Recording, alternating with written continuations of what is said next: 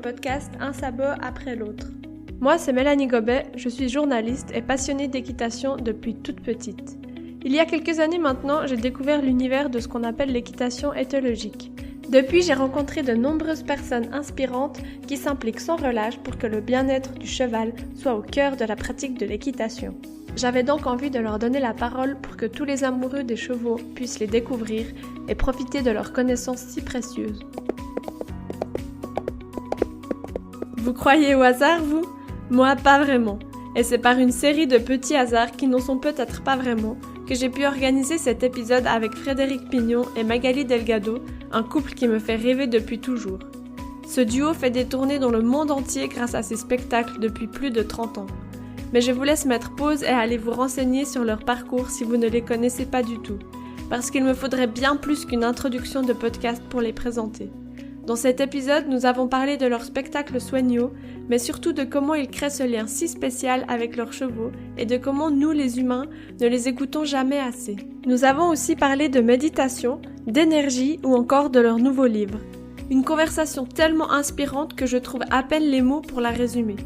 Alors j'espère que vous serez aussi touchés que moi par leurs paroles et qu'ils mettront encore un peu plus de bienveillance dans vos relations avec les chevaux. Bonne écoute! Bonjour Magali et bonjour Frédéric. Bonjour. Pour commencer, je voulais déjà vous remercier de m'accorder un peu de temps pour faire cet épisode de mon podcast. C'est vraiment un honneur pour moi de pouvoir faire un épisode avec vous deux. Et puis on enregistre cet épisode ici à Gien, en Suisse, donc où vous êtes installés pour 2 semaines pour présenter votre spectacle Sueño.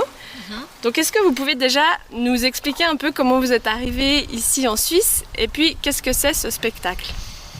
Eh bien, ça fait déjà quelques années qu'on vient en stage donner des cours ici à l'écurie de Trix Riedo.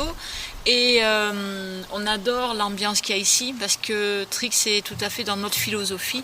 C'est quelqu'un qu'on aime beaucoup. C'est une personne qui est très douce et qui est très bonne avec les chevaux et qui est très généreuse et qui adore ses animaux. Et du coup, on se sent bien quand on vient en stage ici. Et puis au fil des mois ou des fois où on est venu, on s'est dit mais le manège couvert il est super joli.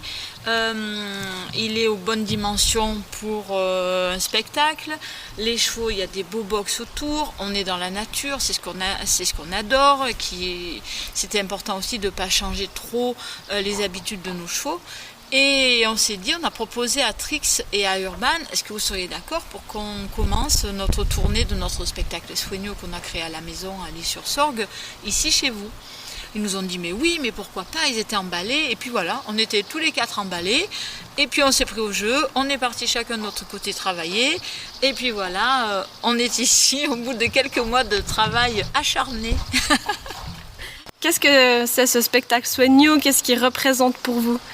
Alors Sueño déjà, si on le traduit de l'espagnol rêve, c'était un peu le spectacle dont on rêvait, c'est-à-dire que on a rêvé pour plein de spectacles bien entendu, mais ces dernières années, on a eu la chance de participer sur des grosses productions. Donc on a eu Cavalia qui a été, on va dire, un peu notre show référent, c'est-à-dire quand on a passé après plusieurs étapes, on a vraiment concrétisé, je dirais, toutes nos aventures de spectacle par Cavalia, qui était le plus gros qu'on ait pu faire. On était 120 personnes en tournée, on a fait 7 ans de tournée à travers les États-Unis, on faisait 7 spectacles par semaine, on avait 60 chevaux en tournée, enfin voilà, tout était démesuré. Et quand on est revenu en Europe, on rêvait de faire un spectacle beaucoup plus intime. Et Sueño, c'est vraiment... Et en fait, finalement, avec le Covid, ça a eu certaines bonnes choses, je dirais, parce que ça nous a obligés aussi à réduire aussi un tout petit peu les ambitions de spectacle, parce que ça devenait compliqué de tourner des spectacles avec plus de 1000 personnes, 2000 personnes dans les publics. Alors Sueño, on a essayé de faire un spectacle où on réduisait les coûts sans rien enlever à la qualité du spectacle, ce qui était un challenge, je dirais, quand même, parce qu'on a vraiment, au niveau scénographique, réduit au strict minimum. Et l'idée a été de pouvoir tourner ce spectacle dans des manèges, parce que finalement, on réduit là aussi encore les coûts, c'est-à-dire que le manège, il a déjà le sol, il a déjà les box autour, il a déjà toutes les infrastructures. Et c'était un peu une idée comme ça qui nous est apparue évidente. Et on s'est dit, c'est le moment, c'est l'année. Faisons un spectacle beaucoup plus intimiste, beaucoup plus familial, avec moins de personnes sur scène peut-être, moins de chevaux en tournée peut-être, bien qu'on ait quand même 20 chevaux en tournée. Et puis ça s'adapte parfaitement dans ce style de manège, parce que c'est vrai que sinon il y a des grands manèges avec des grosses structures, mais tout de suite ça devient coûteux, ça devient compliqué. Alors on a vraiment préféré ce petit, je dirais ce concept qui n'est pas non plus petit, parce que quand on voit la technique, quand on voit tout ce que ça implique, c'est quand même, ça reste encore une grosse opération, mais une opération plus humaine, et je pense que c'est vraiment ce côté humain et intimiste qu'on a vraiment voulu développer avec Sueño. Et à travers les numéros, à travers la conception du spectacle, qu'est-ce que vous aviez envie de transmettre ? Déjà beaucoup de poésie, beaucoup de simplicité, et juste aller rechercher la relation toute simple et pure qu'on a avec nos chevaux à la maison finalement. Et d'amener chaque numéro dans ce manège si près des gens, je pense que le challenge est réussi, parce que ça donne beaucoup d'émotions. Il y a beaucoup de gens qui sont sortis en nous disant, dès le premier cheval, on avait le cheval en face, on voyait ses émotions, on voyait ses yeux, on avait la chair de poule, et on a commencé à pleurer. Plusieurs dames m'ont dit, bon, c'était promis de ne pas pleurer, mais à peine le premier cheval, ça a commencé du début jusqu'à la fin.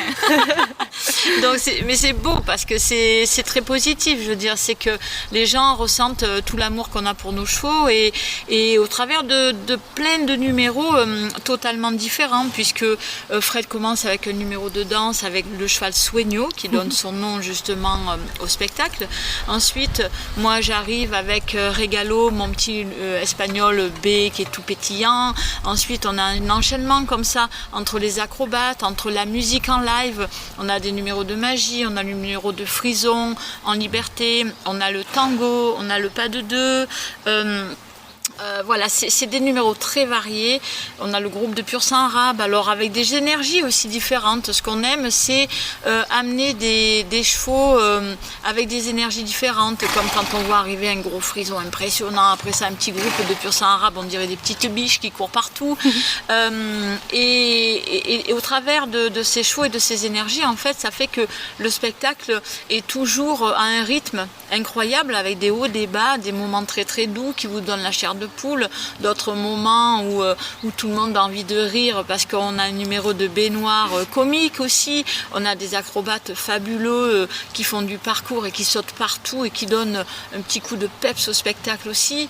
La musique en live avec Jorge et Delgado et Sophie qui sont incroyables, qui chantent superbement bien. Donc en fait, on emmène tout ça au public, donc c'est pas que pour un public de cheval, parce que il y a toutes les disciplines dans ce spectacle-là, et même les enfants rient aux éclats et s'amusent pendant 2h15, quoi.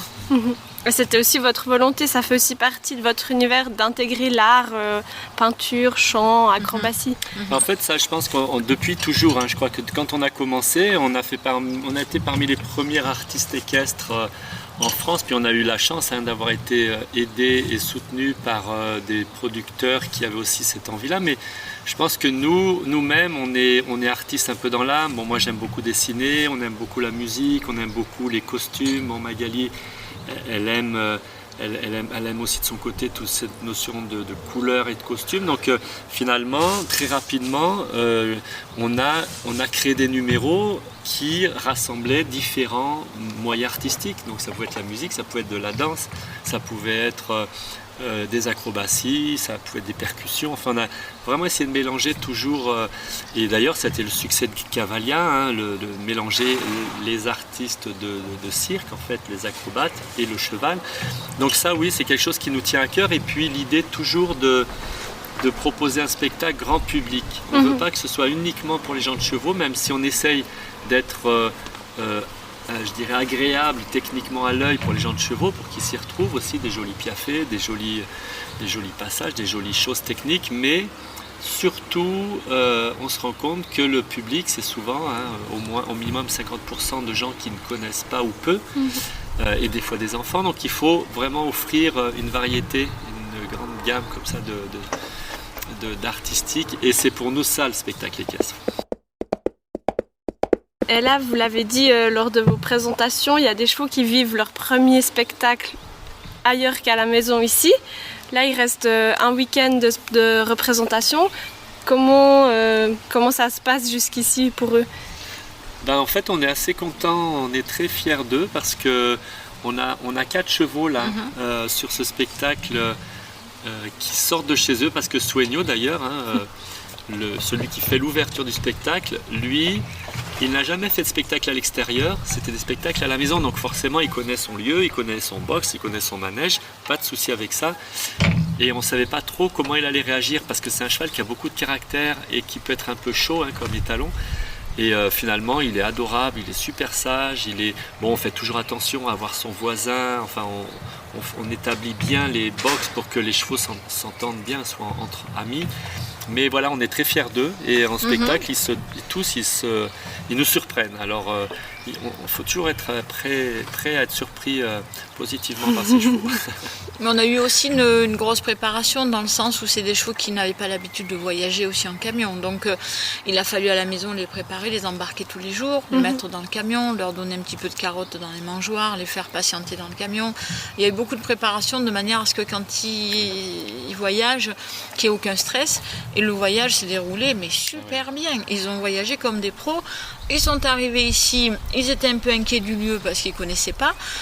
Et puis là, déjà, après les 3 premiers jours de spectacle, on peut les lâcher dans la grande carrière, ils sont comme chez eux, ils vont se rouler, ils font les zoins-zoins, là-bas ils courent partout, trop contents. Mais il n'y a aucun stress. Ils sont super bien parce qu'on a quand même autour une écurie de chevaux professionnels qui les rassure beaucoup, qui les tempère beaucoup.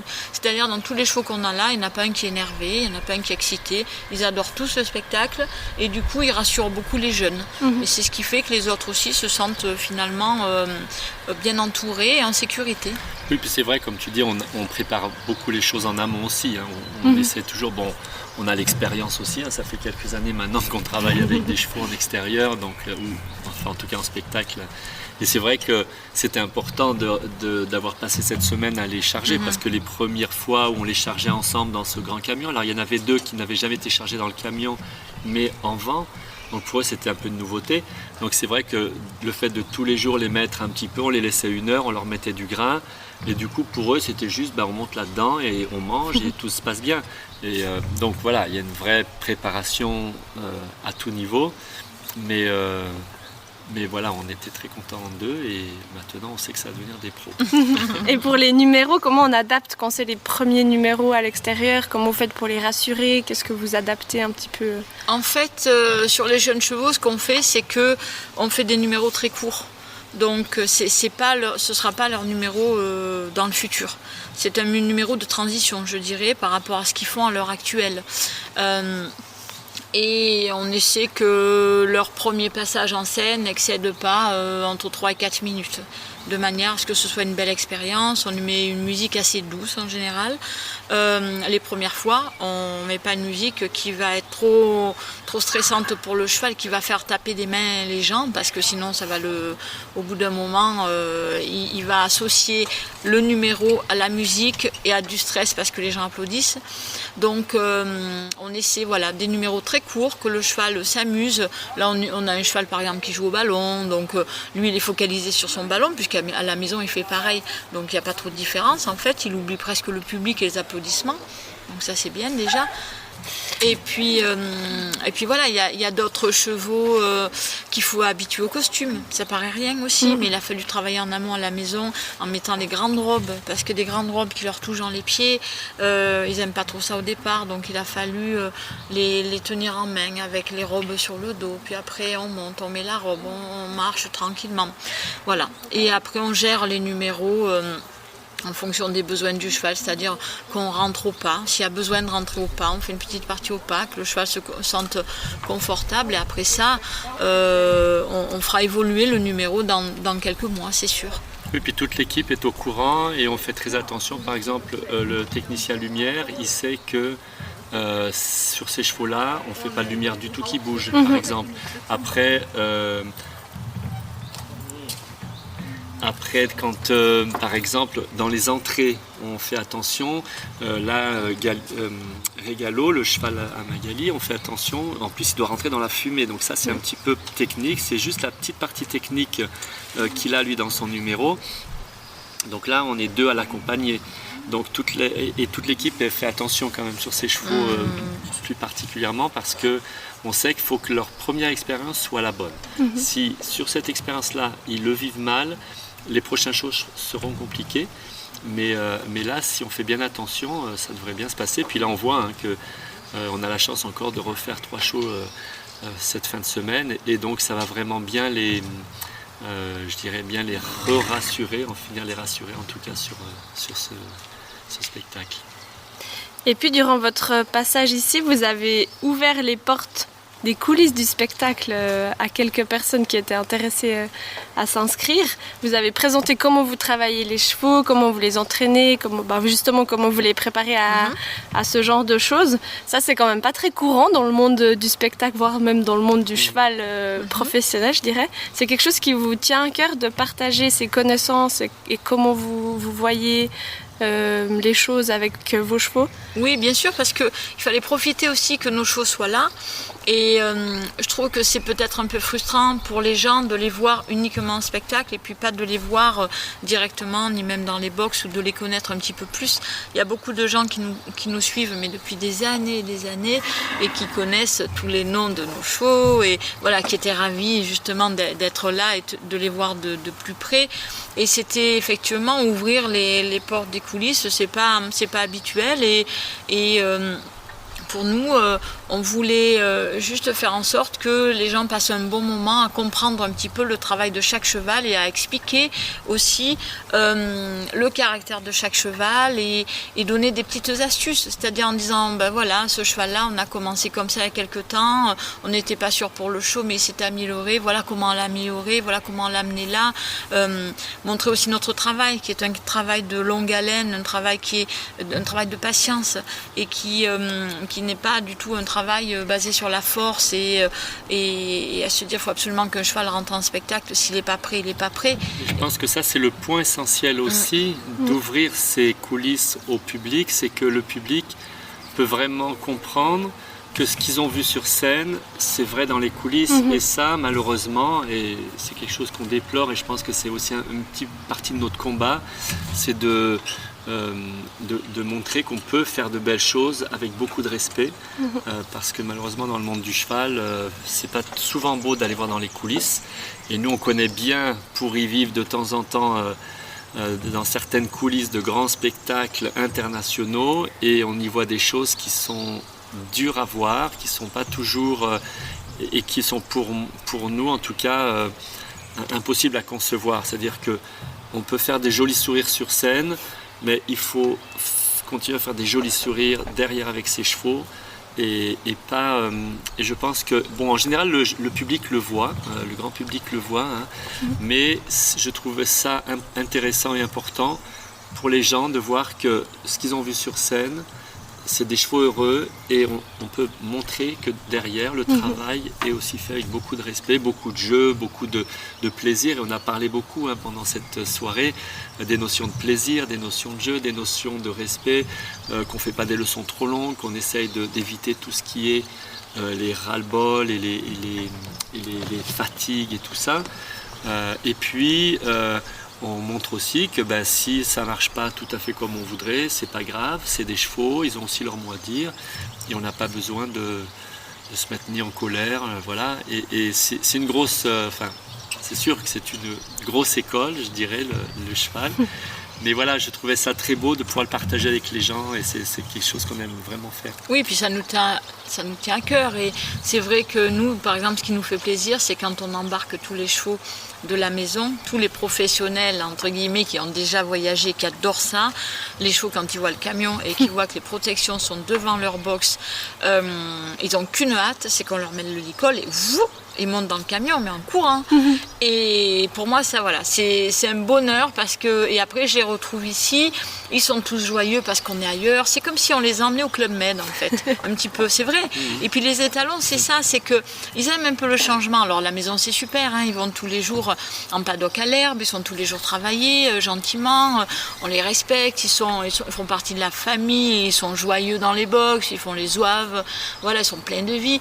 Mais ici, c'est différent. Pour eux, c'est ça. On va ailleurs, on va rencontrer d'autres lieux, d'autres chevaux. Et ils aiment ça. Ils aiment le voyage comme on l'aime nous. Et je trouve que quand c'est fait comme ça, on n'a pas l'impression de les forcer. Finalement, ils sont tellement heureux d'être là que ça fait plaisir à voir, quoi. C'est tout ça qu'on veut faire partager, effectivement.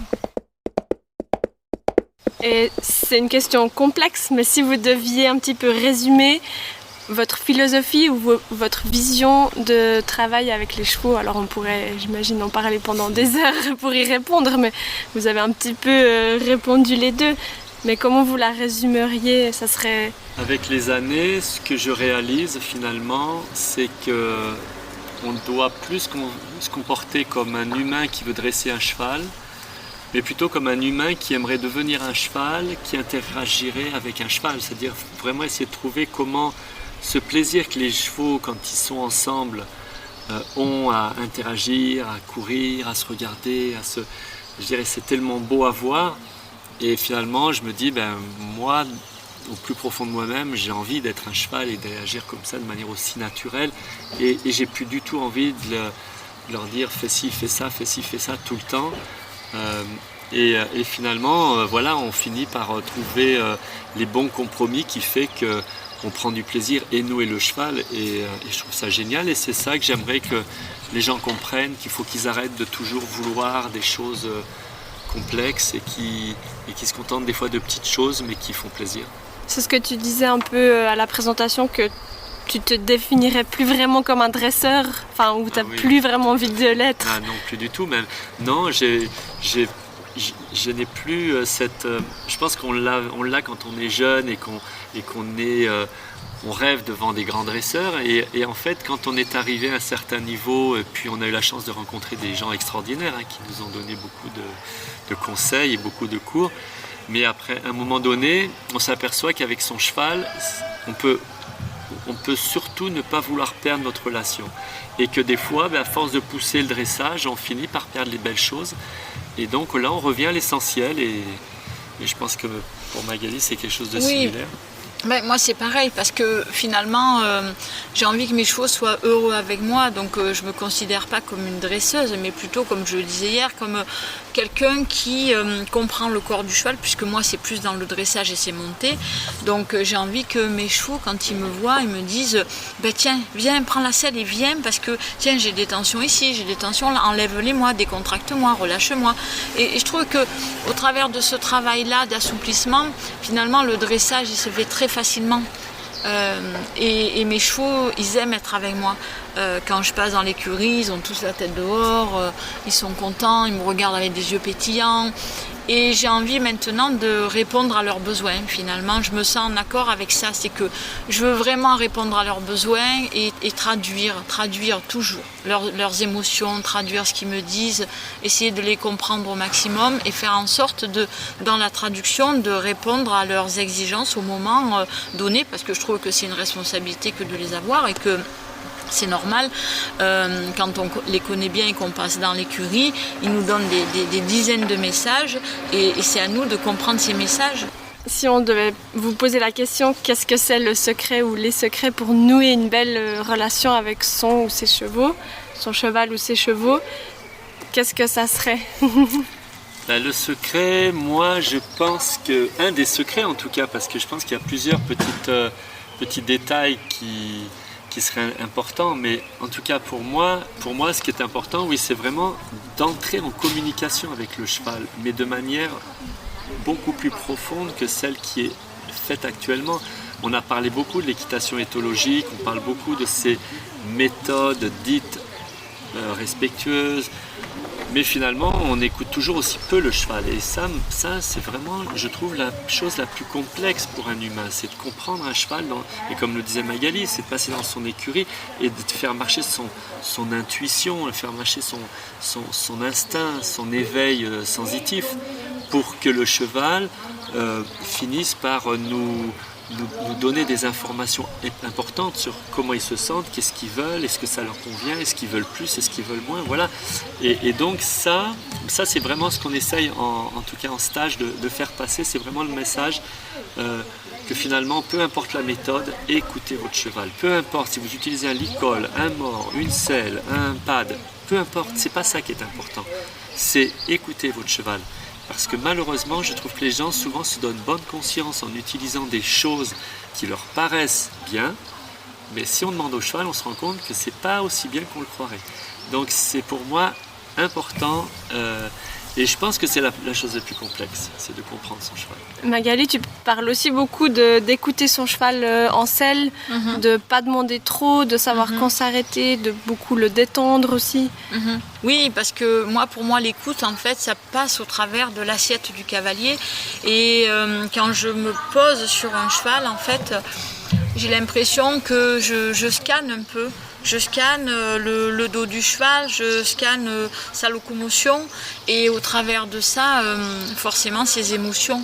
C'est-à-dire que je ressens s'il va être bien aujourd'hui, s'il est un peu plus tendu, de quoi il a besoin, et je suis là pour y répondre et pour l'aider immédiatement. En fait, je ne vais jamais contre s'il y a des tensions, je ne vais jamais sur la tension et je ne vais jamais au conflit, jamais. Je prends toujours des détours, tout le temps. Et tranquillement, la tension, à un moment donné, elle s'enlève, le cheval se délie, je défais les poings ou les nœuds, les choses comme ça qui font les blocages et qui font que souvent le cheval est irritable et il n'est pas content d'être avec nous parce qu'il a des douleurs montées.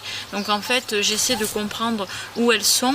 Et bon, après mes chevaux, ils me connaissent bien, donc ils en ont de moins en moins aussi de douleurs. Ils sont très souples, ils sont très agréables à monter parce qu'ils sont très légers. Mais j'invite tous les cavaliers à justement essayer de comprendre son cheval une fois qu'on est dessus. Pas juste le monter comme une chose qu'on rassemble, qu'on met dessous, qu'on retient devant et d'un bloc. Un cheval, c'est des milliers de petits détails, de milliers de petites choses à décoincer, à débloquer, à étirer, à relâcher et faire en sorte que quand le corps du cheval se sente bien, forcément la tête, elle coopère, elle a envie de travailler. Le cheval a envie de participer. Donc c'est dans cette idée-là que voilà, il faut être hyper attentif. Et souvent, quand j'ai des cavaliers de dressage en leçon qui me disent oui, mais je ressens pas là, je ressens rien, mais ça s'apprend.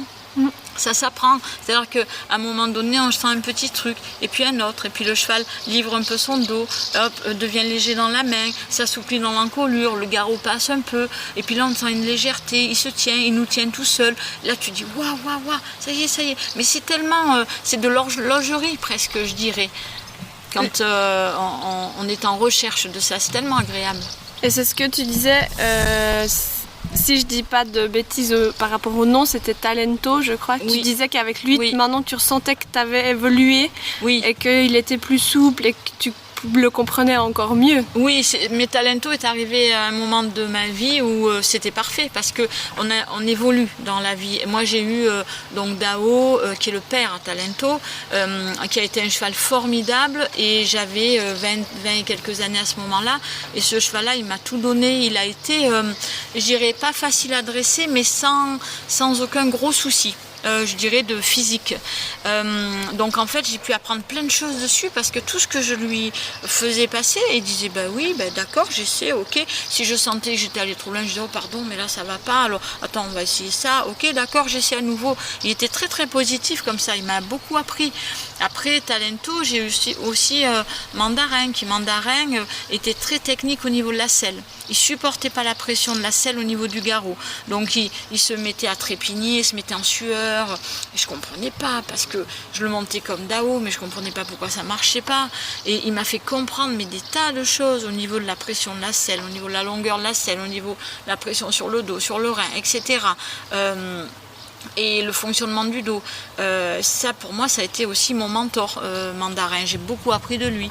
Et après Mandarin, bon, entre j'ai plein de chevaux aussi qui sont arrivés, bien sûr, mais j'ai Talento qui est arrivé, qui est très technique. Et physiquement, il est très, très délicat. C'est-à-dire que très vite, il peut se contracter, très vite, il peut se figer. Donc, il était compliqué au départ. Beaucoup plus compliqué que Dao, son père, et j'ai dû vraiment m'adapter et le comprendre, et il m'a appris tellement, mais c'est toujours pareil, c'est que si on est dans leur sens, ce cheval il m'a transmis mais tout le travail que je fais maintenant sur les autres, les jeunes chevaux, c'est Talento aussi qui me l'a appris. Donc j'ai énormément évolué. Mais si je n'avais pas été à l'écoute, je me serais dit oh mais ce cheval il est difficile, il est chiant, je sais pas. Et puis non, j'ai pris le contre-pied parce que c'est ce que j'aime. Et puis j'ai dit écoute, on va faire un bout de chemin tous les deux, un bon bout de chemin, et on va faire en sorte de super bien s'entendre. Parce que Talento, je l'ai vu tout petit, il est né chez nous, donc j'ai donné son nom, il avait 2 jours. Donc il fallait que ça marche entre nous, quoi. Et ça marche. Je veux dire, maintenant, grâce à Talento, je suis allée à Hong Kong en spectacle, j'aurais jamais pensé. C'est Talento qui m'a amené là-bas avec notre numéro à tous les deux. Donc c'est formidable quand on fait évoluer un cheval comme ça, un peu délicat au départ, et qu'on arrive finalement tous les deux à trouver des compromis, et un cheval qui m'a appris tellement. Ça vaut de l'or, quoi. Pendant vos numéros, puis aussi pendant les présentations montées ou à pied, ce qui m'a frappé, c'est vraiment l'énergie de vos chevaux. Enfin, on rappelle que presque tous ceux qu'on a vus, c'était des entiers, je crois. Comment on gère cette énergie? En fait, l'énergie, pour moi, c'est la partie intégrante du cheval. C'est-à-dire qu'un cheval arrive avec son énergie. Et souvent, je remarque que les cavaliers veulent un peu modifier ça. C'est-à-dire qu'un cheval, un jeune cheval, par exemple, qu'on aurait au débourrage, qui aurait beaucoup d'énergie, on veut beaucoup les éteindre. Et puis après, quand ils commencent à être bien dressés, on veut beaucoup les réveiller. Et là, on a toujours une espèce de relation au mouvement avec le cheval, en tant qu'humain, qui est toujours un peu faussée, qui est toujours un peu bizarre. Et on finit par se rendre compte que moi, je vois des chevaux, quand je les vois dans les prés, ils ont une énergie de fou.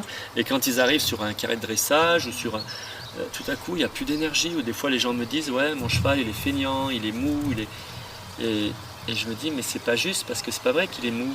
Mais il est mou dans la relation. » Alors, et c'est vrai que nous, du coup, on n'éteint pas le cheval, on n'essaye pas de le formater. On essaie plutôt de se dire « Il a une belle énergie. On va essayer de travailler avec ça. » Et puis, de faire évoluer cette énergie vers du positif, bien entendu. Mais voilà, alors c'est sûr que c'est pas toujours facile. Surtout que là, dans ces petits manèges, on s'entend que les chevaux ont une grosse réaction aux applaudissements, parce que les gens sont très proches, et puis surtout que c'est très fermé, alors on se prend le bruit des applaudissements très fort. Alors on a donc Barbara qui en début de spectacle dit aux gens que si on ferme la main, on fera un petit signe, et qui veut dire de respecter le cheval et de ne pas trop applaudir. Donc ça aide déjà beaucoup, parce qu'un cheval qui a beaucoup d'énergie comme Bambou par exemple, si on rajoute là-dessus des applaudissements à chaque fois qu'il fait quelque chose, à la fin il ne veut plus rien faire. Parce qu'il a peur, en fait, ça lui fait peur. Et on ne veut pas brimer cette énergie. Alors voilà, on a trouvé des petites choses comme ça, des petits compromis avec le public, que le public comprend très bien d'ailleurs, c'est très agréable. Surtout les gens de chevaux, ils ont l'habitude, ils savent ce que c'est. Et finalement, l'énergie, il faut la gérer, mais il faut la développer. Bon, on a Guido qui est un jeune cheval plein d'énergie, lui on va le faire jouer au ballon. Alors voilà, il va pouvoir exprimer son énergie. Bambou, il aime bien sauter des trucs, alors on va lui faire sauter des drapeaux, puis comme ça il va pouvoir exprimer son énergie. Donc voilà, on essaye de répondre aussi à chacun à ses goûts personnels. Et il y a l'énergie du cheval, mais il y a aussi l'énergie de l'humain. C'est aussi quelque chose que vous avez évoqué. C'est un travail qui est aussi important à faire sur soi-même en tant que propriétaire, cavalier, humain. Oui, c'est très important parce que nos chevaux nous ont appris à la gérer aussi, cette énergie. C'est-à-dire que quand justement on a un jeune cheval, et comme j'ai là sur ce spectacle-là, et que je rentre et je sens qu'il est un petit peu bouillonnant parce qu'il y a le public, dans ce cas-là, je mets mon énergie très très basse, mais en même temps c'est de l'empathie, c'est-à-dire que je l'enrobe, il se sent en sécurité avec moi, il n'y a pas de tension, en tout cas il peut être inquiet, mais moi de mon côté je lui en transmets pas, et j'essaie juste d'avoir une énergie positive et très très basse.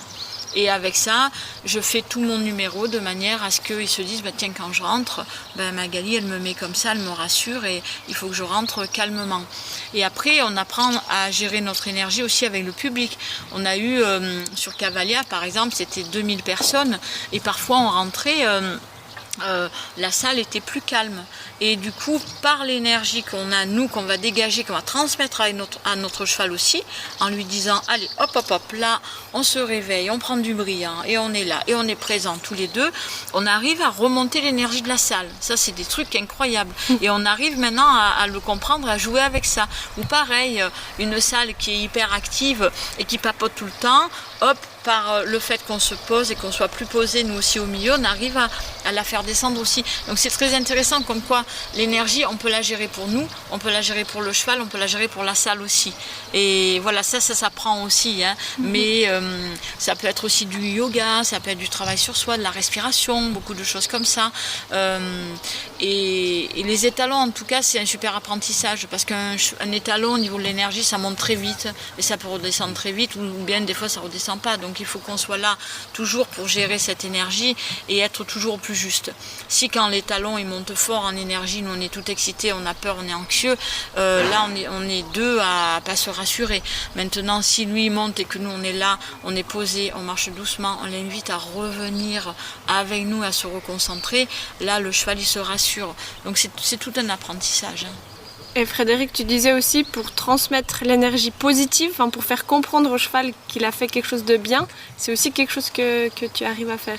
Oui, en fait, je me suis vraiment aperçu que les chevaux, ils ressentent en fait quand on est content. Et ça devient presque, je dirais, un échange entre eux et nous. C'est-à-dire que dès qu'ils font quelque chose de bien, en tout cas quelque chose qu'on évalue de créatif dans notre relation, où on met des points en plus dans notre relation, là on va leur faire comprendre qu'on est heureux. Et les chevaux comprennent très bien, donc c'est pour ça que je parle beaucoup de ces notions d'énergie. C'est comme des longueurs d'onde en fait finalement. Et je disais que souvent quand j'étais plus jeune, on me disait non, un cheval ne fera jamais rien pour te faire plaisir. Et c'est complètement faux parce qu'ils ont conscience de ce qu'ils sont eux aussi capables de créer. Ils sont acteurs de cette capacité à créer de belles ondes ou justement de créer le contraire. C'est-à-dire que je vois des fois ils font des choses pas bien, je fais non. Et là, au niveau de mes ondes, c'est plutôt assez froid et dur. Et là, les chevaux, à un moment donné, par exemple un cheval comme Phébus, c'est flagrant. Là, il va venir, puis il va venir s'excuser, il va venir en faire des tonnes pour que tout à coup je reprenne le sourire et je remette des ondes positives. Et je sais qu'il aime beaucoup ça. Et il m'a montré plusieurs fois, et plein d'autres chevaux m'ont montré à quel point ils sont capables de me faire reprendre le sourire. Donc c'est génial. Mais dans notre société, on en discutait, c'est quelque chose qui n'est pas beaucoup mis en avant, puis on l'a presque oublié. C'est ça, je pense que en fait ce qui est intéressant, c'est que le contrôle sur soi, de se dire que nous, on est par la gestion de nos émotions, capable de créer des choses complètement différentes. Et c'est ce qu'on apprend aux cavaliers quand on fait des stages, c'est vraiment leur apprendre à d'abord savoir-être, ce qu'on dit savoir-être avant de savoir-faire, mais c'est ça, c'est savoir gérer son émotion, comme dit Max, on ne va pas arriver avec un cheval qui a peur en ayant nous plus peur que lui, et c'est souvent ce qui arrive malheureusement. Et le cheval il est perdu parce qu'il se dit mon maître il est largué quoi, donc ça les rassure pas du tout. Donc c'est un vrai travail sur soi. Alors il y a plein de choses. Moi je trouve que le meilleur conseil qu'on donne nous en général aux cavaliers, c'est de leur dire faites du yoga. Déjà pour moi c'est inconcevable qu'on puisse être autour des chevaux sans être capable un minimum de gérer son émotion, de sentir, de se connaître. Il faut bien se connaître aussi, savoir son type de réactivité. On peut être vite dans les tours et vite monter haut, donc il faut être capable de tout ça. Et le spectacle, c'est une des meilleures écoles que je connaisse parce que c'est sûr qu'on arrive, on a le trac, donc déjà on se dit je vais pas aider mon cheval parce que déjà moi je suis à ramasser la petite cuillère. Alors nous on rentre jamais sur scène avant au moins 15 minutes de recentrage. On se fait une petite méditation très simple, c'est pas non plus des choses complexes, mais où on sent que tout à coup tout notre état nerveux en tout cas se calme et toutes les tensions disparaissent pour arriver très zen et pour que le cheval nous fasse confiance. Et c'est quelque chose que vous avez beaucoup pratiqué, le yoga par exemple ? En fait, on ne pratique pas tant que ça, on en a fait, on prenait des cours de yoga, on s'est beaucoup intéressé à ces méthodes-là, on s'intéresse beaucoup aussi, par exemple, les huiles essentielles, l'effet que ça a sur nous, les fleurs de Bach, toutes ces choses qui au niveau énergétique ont des grosses influences. On a beaucoup d'amis, on a eu la chance de rencontrer des gens incroyables, notamment il y a notre ami Lance Wright c'était au Texas, qui est un gars qui travaille sur les énergies, il appelle ça la flowtrition, comme nutrition, mais flow comme les ondes. Et on a rencontré des gens qui nous ont extrêmement aidés dans cette capacité. Donc, quand on rencontre des gens comme Linda Tellington-Jones, que ici en Suisse vous connaissez bien, en Allemagne aussi beaucoup, c'est sûr que c'est des gens qui sont... on est très inspiré par ces gens-là. Et voilà, donc c'est vraiment quelque chose.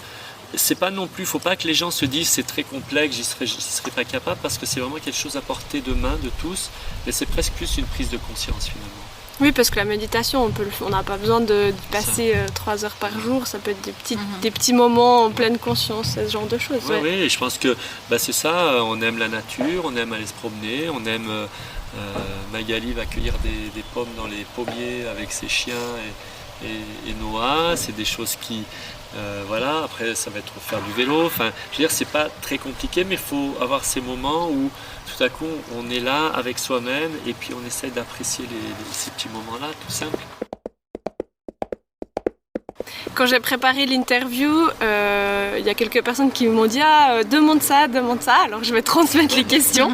Il y avait une question, c'était est-ce que vous considérez que vous avez comme un don avec les chevaux, qu'il y a quelque chose d'un peu, si on peut dire, magique là derrière?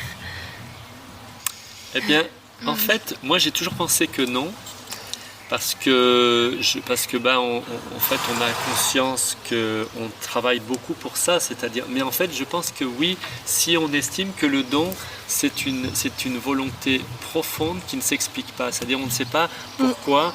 En tout cas, je parle pour moi, mais je sais que Magali, c'est pour ça qu'on s'est rencontrés comme ça, c'est que on a tous les deux dans notre enfance ce souvenir que on ne sait pas pourquoi on a cette volonté farouche d'établir ce contact avec les animaux en général et puis les chevaux en particulier parce qu'ils étaient dans notre vie et c'est cette espèce de dévotion d'une vie. Donc je crois que c'est ça peut-être le don, c'est de se dire on ne sait pas pourquoi on dévoue sa vie entière et moi j'ai l'impression souvent que c'est pas ma première vie, qu'il y a des choses que je sais comme une évidence qui sont peut-être le fruit d'expériences d'une autre vie, ou peut-être que j'ai été un cheval, j'en sais rien. Mais en tout cas, c'est sûr que je ne me verrai faire rien d'autre que ça. Et je veux, jusqu'à la fin de ma vie, creuser le sujet le plus profond possible. Et je sais que je n'irai pas au bout et qu'il faudra revenir dans une autre vie. Donc je pense que c'est peut-être ça le don. Peut-être comme un pianiste qui, il y a 5 ans, se met à jouer et on sent que c'est toute sa vie, quoi. Donc peut-être c'est ça, mais pas le don dans le genre... doué, parce que je ne pense pas que je sois plus doué qu'un autre, mais j'ai une volonté farouche depuis tout petit.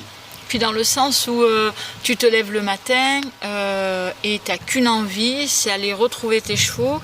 Et dans la nuit même, tu as eu des idées parce que celui-là, il a un petit souci comme ça, là dans l'épaule, au niveau de l'engagement, je ne sais pas, des trucs. Et là, dans la nuit... ta tête a travaillé, tu as dit demain je vais essayer cet exercice et voilà, c'est cette envie inexplicable qui te fait réveiller, qui te dit vas-y, tu as trop envie d'y aller, va voir, commence par celui-là, après celui-là tu vas travailler ça, hier il était trop bien, waouh super, voir si tu as les mêmes sensations aujourd'hui et c'est ça. Donc moi non plus je sais pas si c'est un don, mais c'est une volonté en fait, c'est quelque chose que tu as dans le sang, t'expliques pas, personne te force à le faire, donc c'est tellement profond en fait. C'est un peu lié à la question suivante. Il y a quelqu'un qui demandait est-ce que vous avez déjà pensé à tout arrêter? Non, ça c'est mais quelle question, c'est inimaginable. C'est question parce que je dirais qu'il ne faut pas penser que tout est facile non plus et que des fois les gens ils voient je dirais les étoiles là sur la piste. Mais les réalités, elles sont magnifiques parce qu'on a une vie super et on ne se plaint pas. Mais les réalités, c'est d'abord derrière ça, beaucoup de boulot, mais ça, je dirais que le boulot, il y a plein de gens qui travaillent fort.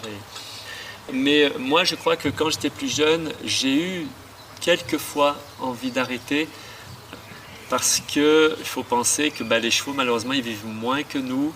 Et que quand on a commencé à perdre nos premiers chevaux de notre première équipe, ça fait mal et on se dit mais est-ce que je suis maso parce que j'en ai plein de chevaux, j'en ai 40 à la maison, donc ça veut dire que 40 fois je vais souffrir ce que je viens de souffrir là, et ça fait peur et on se dit je ferais peut-être mieux de faire autre chose parce que je suis peut-être pas assez fort et préparé. Malheureusement on n'est jamais préparé.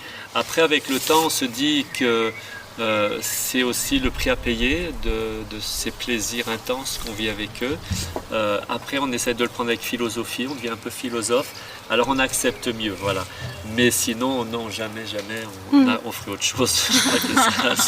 On se dit après qu'on les retrouvera dans une autre vie, c'est ça, dans une prochaine vie. Et puis non, en fait, ce qui est marrant, c'est que on en a qui reviennent de temps en temps sous certaines formes et on prend beaucoup de plaisir à se dire que ils n'étaient pas si loin que ça finalement. Donc oui, ça permet aussi de trouver une espèce de foi, on essaye de comprendre aussi le sens de la vie à travers ces chevaux qui partent. Et finalement, c'est pas, voilà, on apprend à vivre avec, parce qu'on n'a pas le choix. Puis il n'y a pas que nos chevaux, il y a nos amis, nos familles, etc.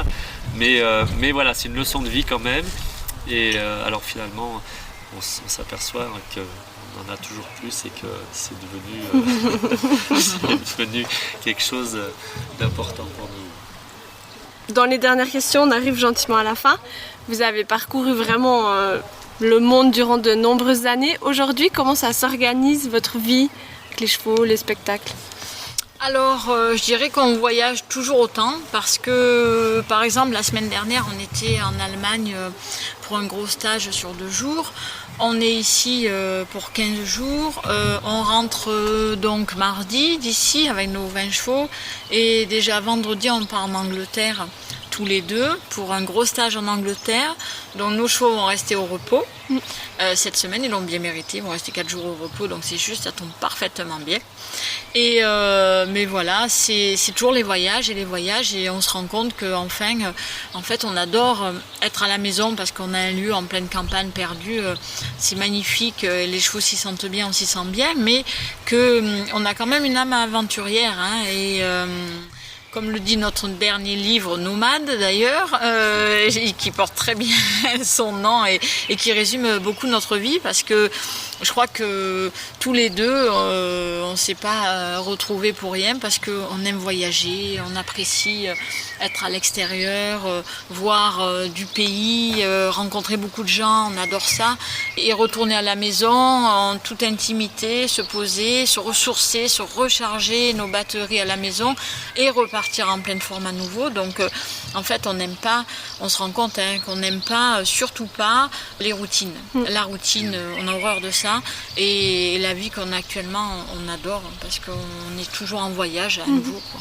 Vous faites la transition parfaite parce que j'allais parler des actualités et notamment du livre Nomade.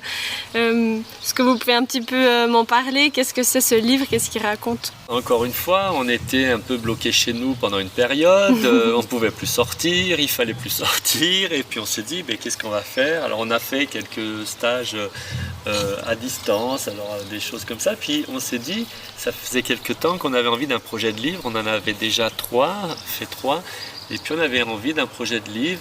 Et là, on a une amie qui nous dit pourquoi vous ne feriez pas une biographie ? Et ça, on n'était pas vraiment sûr d'une biographie. On se dit pourquoi ? Je ne sais pas.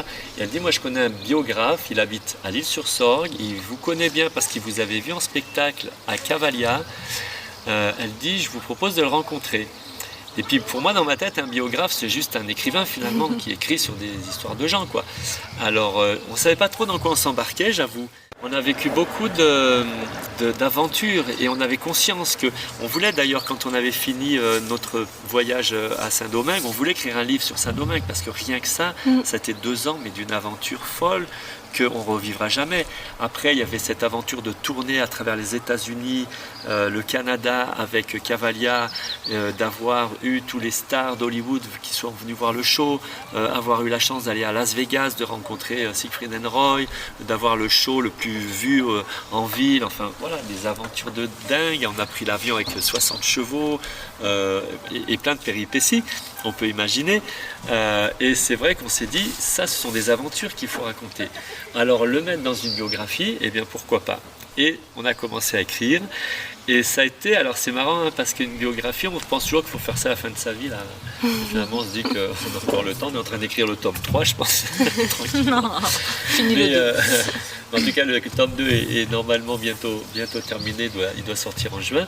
Et finalement, la biographie, eh bien oui, je crois que pour les gens, par exemple, qui nous rencontrent en stage, eh bien, ça explique aussi un petit peu d'où on vient, quelle est notre formation. Je pense que ça donne aussi un petit peu je ne sais pas si les gens ont besoin, mais de crédibilité à notre expérience, à ce qu'on peut dire maintenant, parce qu'on peut le dire, parce qu'on a rencontré des gens incroyables, parce qu'on a vécu des choses incroyables, parce qu'on a rencontré des chevaux incroyables. Et tout ça est raconté dans ces livres. Et Nomade, parce que bien sûr, on n'est jamais à la maison, on est toujours sur les routes. Puis finalement, je pense que le titre même du Nomade, c'est de voyager, pas du tout par tourisme, pas du tout, mais par nécessité. Et je pense que nous, on a cette nécessité, on l'a en nous.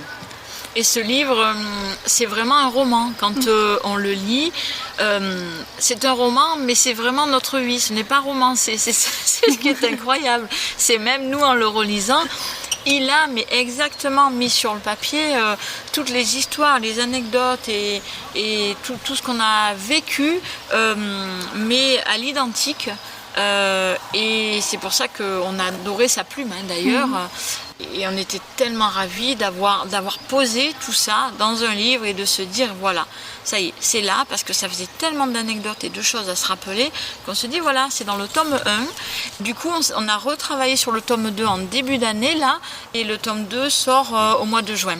Donc génial. On est content aussi parce qu'on n'a pas choumé. Oui, puis je pense qu'on peut en revenir à ce fameux biographe finalement, qui n'est pas juste un écrivain, et c'est là qu'on a vu toute la technicité, la complexité d'une biographie. Et c'est là où il est extrêmement brillant. Donc c'est Daniel Ojoula qui a écrit ce livre et qui est un des rares d'ailleurs biographes en France. Il n'y en a pas tant que ça, je ne savais pas. Et c'est vraiment un travail. Il a fait plus de 100 biographies. Et c'est là où on voit son grand talent, parce qu'il va voir plusieurs. Alors, il est allé voir nos parents respectifs, il est allé voir nos amis, et il met tout ça en lumière en fait. Et finalement, ça donne du relief. C'est plus fort que notre propre mémoire.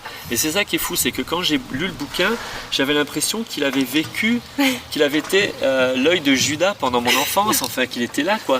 Et mon père d'ailleurs, qui m'a appelé, il l'a lu d'une traite. Mon père, pourtant il aime bien lire, mais enfin, il a lu d'une traite. Le soir, il m'appelle, on était en stage en Suisse, et là, il m'a tenu 1 heure, il n'a pas tari d'éloge, et il me dit, mais c'est fou, ce gars, on dirait qu'il était derrière vous tout le temps. Oui, c'est ce qui ressort.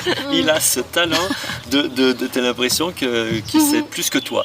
Voilà, donc c'est pour dire qu'on est très content finalement du résultat et on est très fiers. En tout cas, je peux que recommander. Moi, je l'ai dévoré aussi, je crois. Presque d'une traite, je l'ai fini au milieu de la nuit parce que je pouvais plus m'arrêter. Et à la fois, j'ai dit, mais c'est pas fini en fait. Non, c'est ça.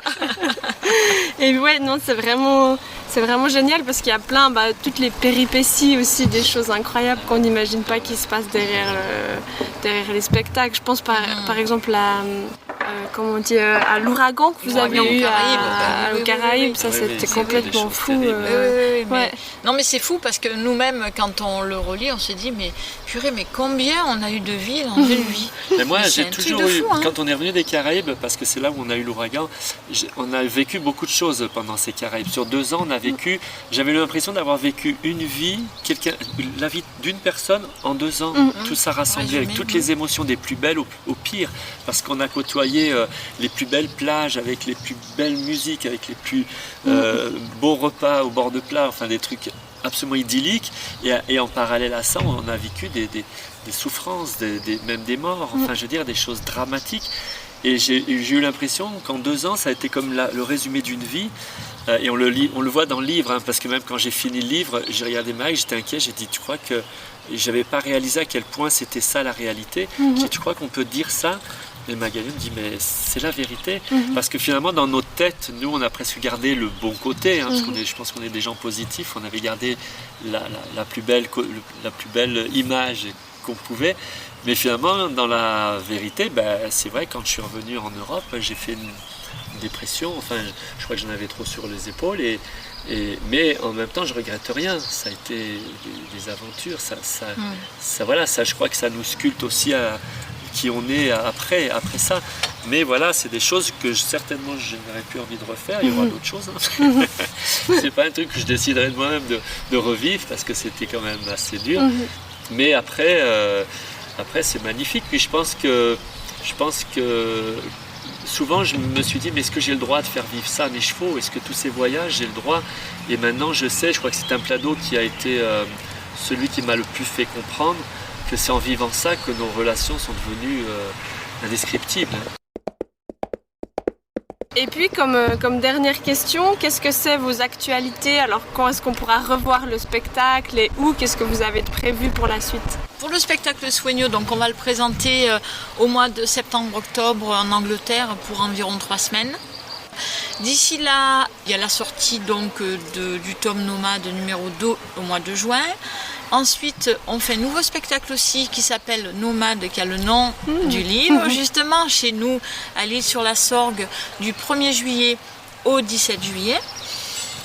Après ça... D'ailleurs, le spectacle, c'est on raconte l'histoire. Oui, tout à fait. C'est un peu à travers le spectacle, il y aura tout, et on va parler, que ce soit Magali ou moi-même, on va parler pendant le spectacle et on racontera un peu les petites aventures, les petites péripéties, on va présenter nos chevaux et donc ça sera vraiment ça le thème du spectacle. Et qu'on pense, on espère en tout cas, si Urban et Trix le veulent encore, le présenter l'année prochaine ici, si tout va bien.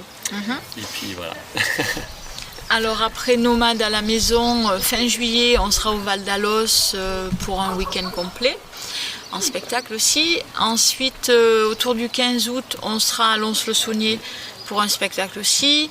Après, du 15 août au 30 août, on se laisse un petit peu de repos parce qu'on a eu une saison, très très belle saison depuis le début de l'année. Et puis voilà, après ça repart fort sur la fin de l'année avec l'Angleterre et d'autres événements comme ça un petit peu partout. Ok. Pour terminer, un mot ou un conseil pour les gens qui vont nous écouter et qui ont envie de développer une belle relation avec leur cheval, même si on en a déjà beaucoup parlé. Ce serait quoi le mot de la fin, si on peut dire? Moi, je dirais essayez de comprendre vos chevaux, essayez de vous faire confiance. Quand vos chevaux vous disent quelque chose, ne vous dites pas non, je suis éberluée parce que je suis nulle éberlue parce que j'ai pensé qu'il me disait ça. Faites-vous confiance et quand vos chevaux vous disent quelque chose, c'est que je pense que vous avez du feeling avec eux et que vous êtes assez proche pour les comprendre. Puis ne pas les pousser, toujours respecter leur évolution, aller dans leur sens et ça se passera toujours bien. Okay. Oui, moi je dirais faites-vous plaisir et assurez-vous qu'il se fasse plaisir aussi. Il ne faut jamais oublier le cheval dans cette histoire-là. Alors voilà, je crois qu'il faut se laisser inspirer beaucoup par le cheval, par les chevaux en général, par l'observation qu'on en a. Et puis oublier un peu ses propres envies, ses propres besoins, mais s'ouvrir plus que ce qu'on le fait encore sur le cheval. Merci beaucoup. Merci à vous. Merci à vous. Bientôt. À bientôt. Un grand merci d'avoir écouté jusqu'au bout. J'espère que cet épisode vous a plu. Et si c'est le cas, n'hésitez pas à le partager sur les réseaux sociaux. Si vous avez des questions, des retours ou des suggestions, vous pouvez aussi me contacter sur Facebook et Instagram sur la page Un sabot après l'autre. À bientôt!